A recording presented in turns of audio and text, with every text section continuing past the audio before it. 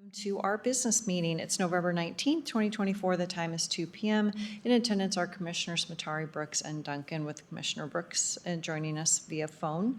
Please join me in a moment of silence.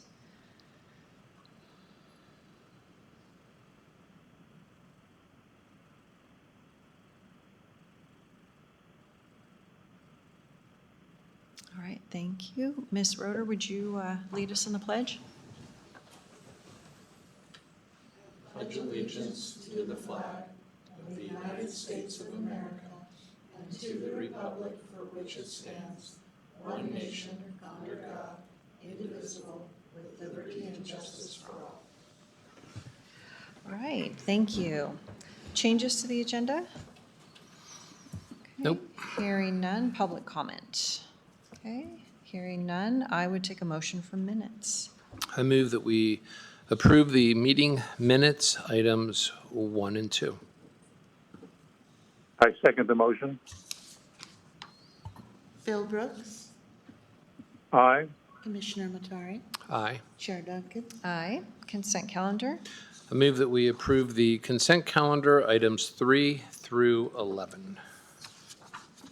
I second the motion.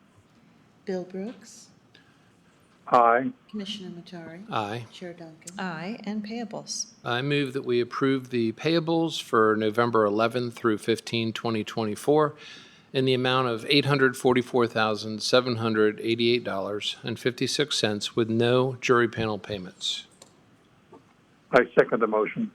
Bill Brooks, Aye. Commissioner Matari, Aye. Chair Duncan, Aye.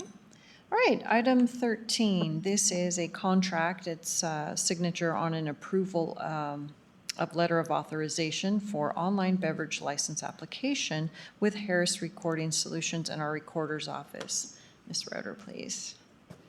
So this is just the letter of authorization for Harris Recording Solutions to move forward with the work to implement our online beverage license application. And it has been approved through legal. Great. Questions, motion? I move that we approve the letter of authorization contract with online beverage license application Harris Recording Solutions with the Recorder's Office. I second the motion. Bill Brooks, Aye. Commissioner Matari, Aye. Chair Duncan, Aye. All right, item 14, board approval request, and this is pursuant to policy 930, the November 5th, 2024 general election. This is setup and coding invoice payment in the amount of $10,262.25 with ES&S and our elections department. Manager Gray, please. Good afternoon, Commissioners. I am here seeking approval today to pay this invoice for the election setup and coding for the November 5th, 2024 general election. Election systems and software, as you know, not only does our setup of our tabulators, but they also have to do the coding of that process as well, and they do our ballot design and layout as well. So with that, I ask for your approval. All right, questions, motion? I move that we approve the request pursuant to policy 930, November 5, 2024, general election setup and coding invoice payment in the amount of $10,262.25 with election systems and software in the elections department. I second the motion. Bill Brooks, Aye. Commissioner Matari, Aye. Chair Duncan, Aye. All right, item 15, development and ground lease North AAL 2024-1000, and this is a hangar development. And is this Wizteon or Wiztown? I don't know how they want to say that. Holdings LLC with the airport. Ms. Stevenson. Hi, Commissioners. It's Kim with the airport, Kim Stevenson with the airport for the record. I think it's Wizteon Holdings, but I'm not 100% sure. They are requesting approval on a development and ground lease, 32,176 square feet on the north side, and at the current private rate of 0.251 cents per square foot, an annual total revenue of $8,076.18. All right, questions, motion? I move that we approve the development and ground lease North AAL-2024-1000, Hangar Development with Wizteon Holdings LLC in the airport. I second the motion. Bill Brooks, Aye. Commissioner Matari, Aye. Chair Duncan. Aye. All right, item 16, this is First Amendment to Lease Agreement. It's with Coeur d'Alene Rowing Association and Parks and Waterways. Director Snyder, please. Good afternoon, Commissioners. Next time for the record. Before you is that amendment to a long-term lease agreement between Kootenai County and the Coeur d'Alene Rowing Association, which will extend that lease for another 5 years. And I know it's been some time, so as a reminder, the lease is designed to allow the Rowing Association to store their boats and their associated equipment at Fernand Park in return for an annual payment of $500. And of course, Parks and Waterways is supportive of extending that agreement. The Coeur d'Alene Rowing Association provides competitive rowing instruction to our local high school and colleges, so it's a good thing. Okay, questions, motion?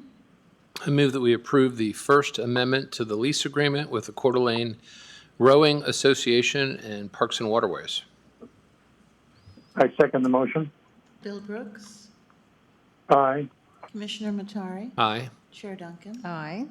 Item 17, Motorola Solutions. This is ASTRO Support Renewal Quote 278-4844, Motorola Solutions in our 911 center. Colin, are you on the phone, or is this handled by a lieutenant? Commissioners, Colin McRoy, I'm on the line. Okay. Go ahead. Commissioners, Colin McRoy, Kootenai County Sheriff's Office 911 for the record. This is our renewal for our service for the trunked radio system many public safety agencies use in the county. This is a renewal of a support that we've carried for many years. This is a budgeted E911 budget item for the amount of $206,000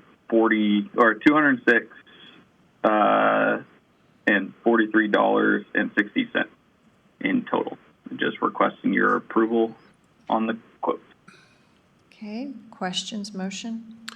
I move that we approve the Motorola Solutions ASTRO Support Renewal Quote 278-4844 with Motorola Solutions and 911. I second the motion. Bill Brooks, Aye. Commissioner Matari, Aye. Chair Duncan. Aye. All right, item 18, board approval request. This is an easement agreement. Rose of Sharon Enterprises, Inc. is the party, and Community Development's presenting. So, Mr. Tarbutton, please. And I see that you've got Civil Deputy Prosecuting Attorney Pat Braden with you. Good afternoon, Commissioners. Ben Tarbutton, Planning Manager for the county for the record. As you mentioned, this is a request from the Rose of Sharon Enterprises to request an easement over a portion of the Centennial Trail that the county owns and maintains. The easement request is to serve a 55-lot subdivision that will be within the city limits of Post Falls, and the purpose of it is for a secondary means of access. The easement language and agreement has been prepared by Civil Deputy Prosecuting Attorney Pat Braden and has also been reviewed and approved by Nick Snyder, Director of Parks and Waterways. Also, the City of Post Falls is in agreement, and the applicant, Rose of Sharon Enterprises, is just requesting your approval of the easement. And Commissioners, Pat Braden, Civil Deputy Prosecutor for the record. The City of Post Falls just approved that development, so. Okay, but my understanding, you can correct me, is the easement only for emergency ingress and egress, emergency services? It's not just for emergency services. That was changed at the request of the City of Post Falls to allow for general ingress and egress, but with a gate there. I don't think that gate, would that gate be legal? Because we went through this before, and Idaho. That was with the highway district. The city is, well, as long as the city, as long as the gate is in the city, is within this. Are you, City, 100 feet north of Lundy Boulevard.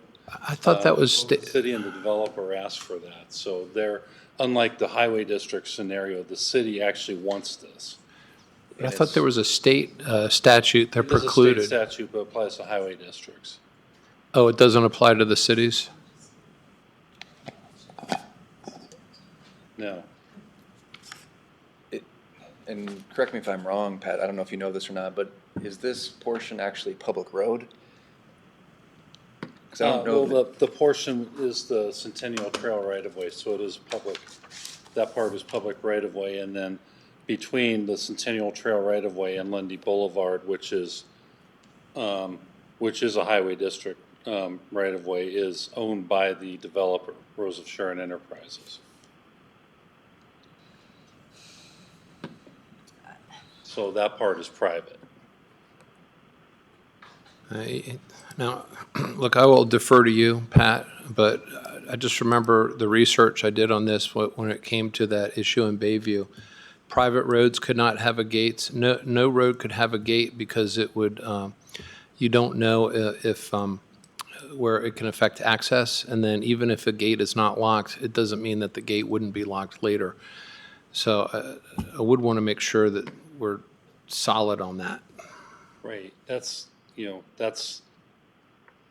had to do with highway district right of way, not private roads. If what you stated were the case, we could not have any gates to any gated communities in the state of Idaho.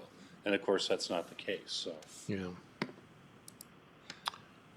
so, and I think in the future it'd be helpful if we had a little bit better pictorial description, just because it's kind of hard to understand and see what we're doing here. I mean, I'm okay if do we have to make a decision today? Could we look at this for next week and get a little more information? Table it to next week, that's fine. Okay. That's your I prerogative. would like to look at a little more. I agree with you. It's just, it was a little hard to kind of decipher. Right, because I was under the impression that it was for emergency vehicles, not that they were just gonna, and again, are they just driving right over the trail, or is this the right-of-way of the trail? So, Both.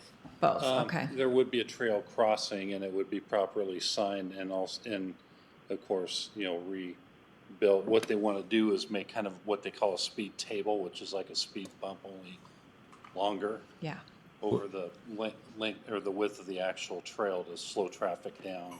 Would they be maintaining that part of the trail? Because if we have vehicles going over it, then who's responsible for that? I want to say that they had to, that they were required to do that. All that it says in the agreement is there's reconstruction of the Centennial Trail through the part of the private roadway extension. As far as long-term maintenance, I don't know that it mentions that. I mean, it does say any potential damage to the burdened property from Yep. heavy vehicles will then be, You would have, yeah. So, Director Snyder, are you still on the line? Oh, doesn't sound like it. Okay, if you're good, they'd be happy to table this and then maybe get us a little bit more information. Okay, thank you.